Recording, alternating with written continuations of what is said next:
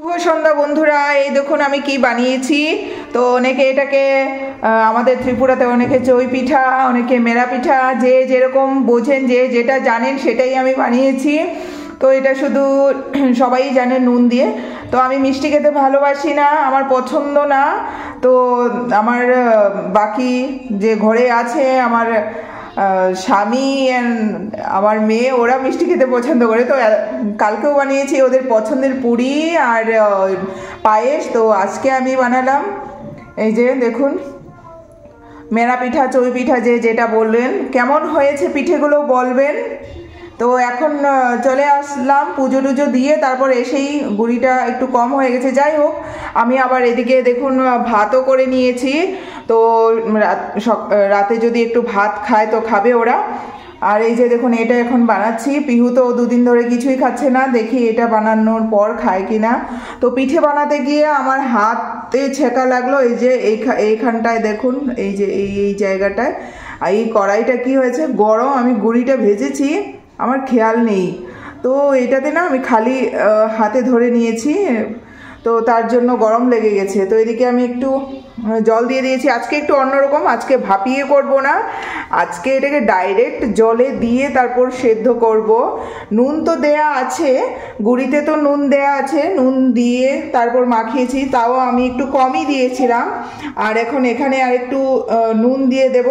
কেন বলুন তো, এটাতে যে মানে নুনের যে জলটা, সেটা মানে খেতে দারুণ লাগে। কার কার এটা ভালো লাগে বলবেন, ঠিক আছে। তো আমি জানি না কিভাবে ঠিক প্রসেস, আমি বানিয়েছি, বাড়িতে করতাম, মা আমাকে হেল্প করতো। তো এখানে আমি একটু একটু করে একটা একটা করে আমি দিয়ে দেব জলটা। জানি না বেশি হয়েছে না কম হয়েছে, তো আমি ফুল ফ্লেমেই করব। একটা একটা করে দিয়ে দিচ্ছি সাজিয়ে। আমার মেয়েও পিঠে বানিয়েছে, দেখবেন কি করে আটা মাখলেই ও নিয়ে যায়। এই যে এই দেখুন, এই দুটো বানিয়েছে, তো এইগুলো দেব। তো আশা করি সবাই এখনো পিঠে পুলি খাওয়া হচ্ছে। কি হয়,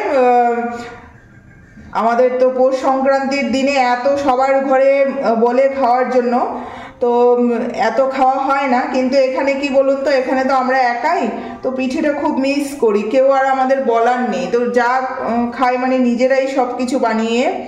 তো যাই হোক, আমি একটা একটা করে এক এক দিন এক একটা বানিয়ে খাওয়াচ্ছি। সব তো আর একসঙ্গে খাওয়া এরকম লোকজনও নেই, সবাই থাকলে একসঙ্গে বসে খাওয়াটার আনন্দটাই আলাদা। তো যাই হোক, আমি এটা করে নিচ্ছি। আমি বানানোর পর দেখাচ্ছি যে কেমন হচ্ছে। আর এগুলো যে শেপগুলো, ডিজাইনগুলো করেছি কেমন হয়েছে বন্ধুরা আপনারা বলবেন। আপনারা সবাই ভিডিও দেখেন, বাট লাইক কমেন্ট কেউ করেন না। তো রিকোয়েস্ট আপনাদের কাছে যে কেমন হয়েছে লাইক কমেন্ট করে দেবেন, ঠিক আছে। তো বানানোর পর আমি দেখাচ্ছি।